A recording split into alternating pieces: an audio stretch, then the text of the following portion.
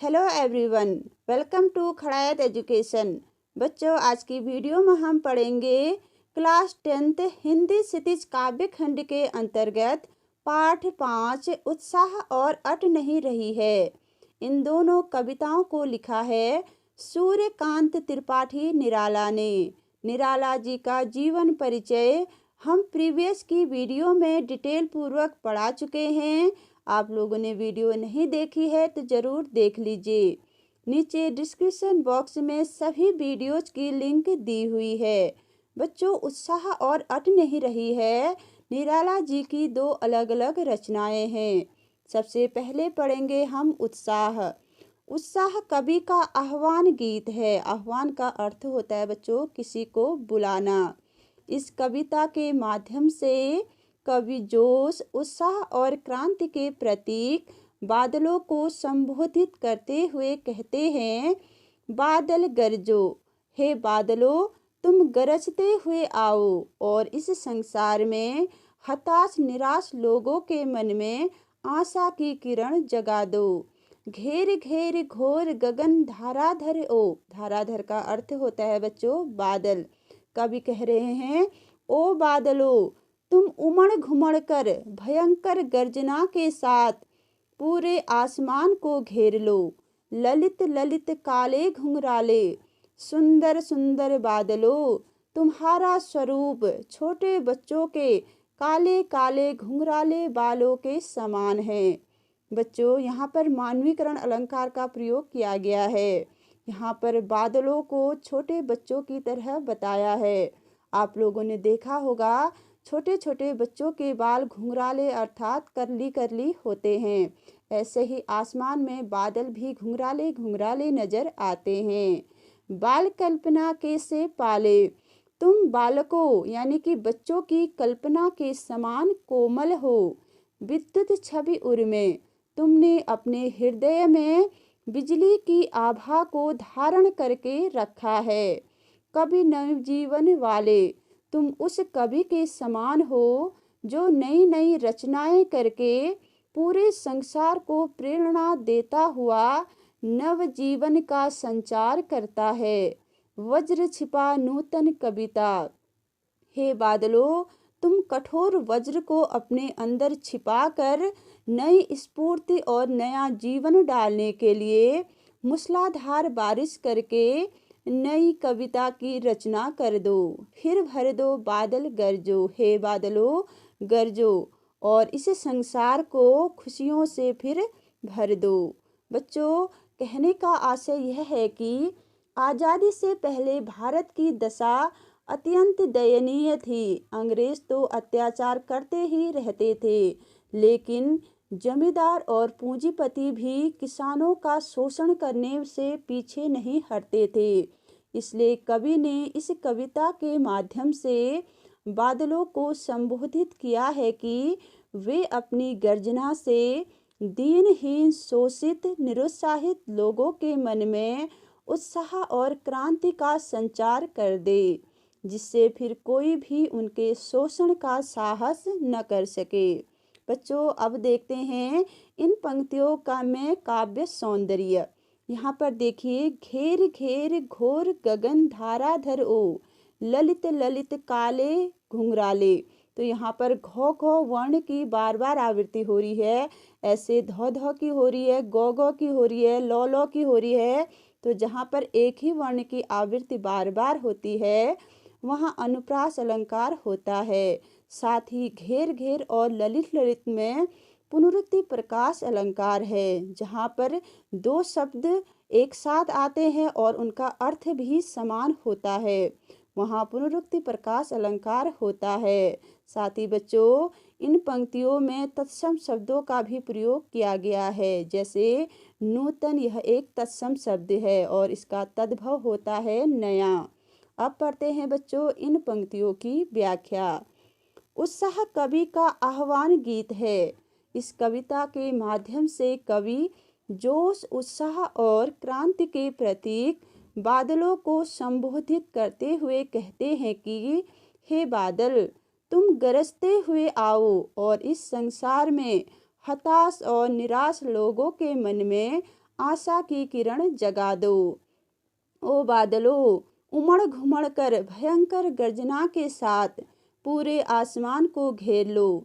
सुंदर सुंदर बादलों, तुम्हारा सुंदर स्वरूप छोटे बच्चों के काले घुंघराले बालों के समान है।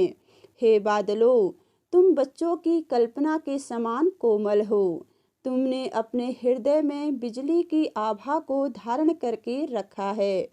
तुम उस कवि के समान हो जो नई नई रचनाएं करके पूरे संसार को प्रेरणा देता हुआ नव जीवन का संचार करता है। आपसे विनती करते हैं कि आप अपने कठोर वज्र शक्ति को अपने भीतर छुपाकर सब में नई स्फूर्ति और नया जीवन डालने के लिए मूसलाधार बारिश करके नई कविता की रचना कर दो।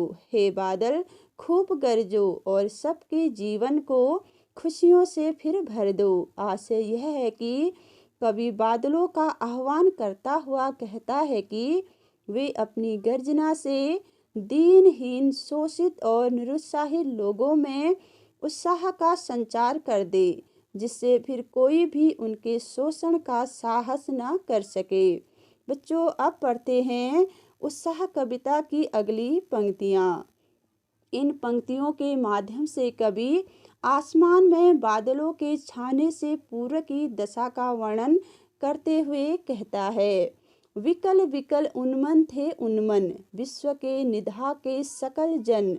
निधा का अर्थ होता है बच्चों गर्मी, और सकल का सभी, और जन का लोग। विकल का अर्थ होता है व्याकुल या बेचैन। चलिए देखते हैं। विश्व के निधा के सकल जन, कवि कह रहे हैं विश्व के सभी लोग अत्यधिक गर्मी से विकल विकल उन्मन थे उन्मन, व्याकुल, बेचैन और अनमने से हो रहे थे, अर्थात उनका कहीं मन नहीं लग रहा था। आए अज्ञात दिशा से अनंत के घन, वे सभी लोग इस प्रचंड गर्मी में परेशान होकर यही सोच रहे हैं कि किसी भी अज्ञात दिशा से अनंत बादल उमड़ घुमड़ कर आ जाएं। तप्त धरा जल से फिर शीतल कर दो और इस तपती हुई धरती पर बारिश की बूंदों से शीतल कर दो। बादल गरजो, हे बादलों गरजो और खूब बरसो। बच्चों, इन पंक्तियों को एक बार और देख लीजिए, इसके अर्थ को। विश्व के सभी लोग अत्यधिक गर्मी से व्याकुल, बेचैन और अनमने से हो रहे थे, अर्थात उनका कहीं मन नहीं लग रहा था। ऐसी प्रचंड गर्मी में वे सभी लोग यही सोच रहे हैं कि किसी भी अज्ञात दिशा से अनंत बादल उमड़ घुमड़ कर आ जाएं और इस तपती हुई धरती पर बारिश की ठंडी ठंडी बूंदों से शीतल कर दे। बादल गरजो, हे बादलों खूब गरजो, खूब बरसो। बच्चों, अब देखते हैं इन पंक्तियों में काव्य सौंदर्य। विकल विकल, यहाँ पर पुनरुक्ति प्रकाश अलंकार के साथ अनुप्रास अलंकार का प्रयोग भी किया गया है। बीच बीच में तत्सम शब्दों का भी प्रयोग किया गया है, जैसे धरा, जल, शीतल, बादल। ठीक है, तो अब पढ़ते हैं इन पंक्तियों की व्याख्या। इन पंक्तियों के माध्यम से कवि आसमान में बादलों के छाने से पूर्व की दशा का वर्णन करते हुए कहता है कि संसार के सारे लोग इस भयंकर गर्मी से अत्यधिक व्याकुल, बेचैन और अनमने से हो रहे थे, अर्थात उनका कहीं मन नहीं लग रहा था। इस प्रचंड गर्मी में वे सभी लोग यही सोच रहे थे कि किसी भी अज्ञात दिशा से अनंत बादल उमड़ घुमड़ कर आ जाएं और तपती धरती पर अपनी बारिश की बूंदों से शीतल कर दे। ओ बादल खूब गरजो, खूब बरसो। बच्चों, अब पढ़ते हैं निराला जी की अगली कविता अट नहीं रही है, अर्थात समा नहीं रही है। कवि ने इन पंक्तियों में फागुन माह की सुंदरता का मनोहारिक वर्णन किया है। बच्चों, फागुन माह फरवरी और मार्च के बीच में आता है। इस समय न अधिक गर्म होता है और न अधिक ठंडा होता है। चारों तरफ रंग बिरंगे फूल खिले रहते हैं और हरियाली छाई रहती है। जिसका प्राकृतिक सौंदर्य सबके मन को मोह लेता है। बच्चों, अब देखते हैं कवि निराला के शब्दों में फागुन माह की सुंदरता का वर्णन। अट नहीं रही है आभा फागुन की तन सट नहीं रही है। कवि कह रहे हैं प्रकृति में फागुन की शोभा समा नहीं रही है। चारों तरफ प्रकृति का ऐसा सुंदर रूप है कि उसकी शोभा तन मन में समा नहीं रही है। कहीं सांस लेते हो घर घर भर देते हो। जब भी मादक और सुगंधित हवाएं चलती है तो ऐसा लगता है कि फागुन माह के साथ बसंत ऋतु भी सांस ले रहा है, जिसकी झीनी झीनी सुगंध से सभी का घर आंगन भर जाता है। उड़ने को नभ में तुम पर पर कर देते हो। धरती से लेकर आसमान तक चारों तरफ तुम्हारा ही सौंदर्य फैला हुआ है। ऐसा लग रहा है कि तुमने मुक्त आकाश में उड़ने के लिए अपने पंख फैला दिए हो।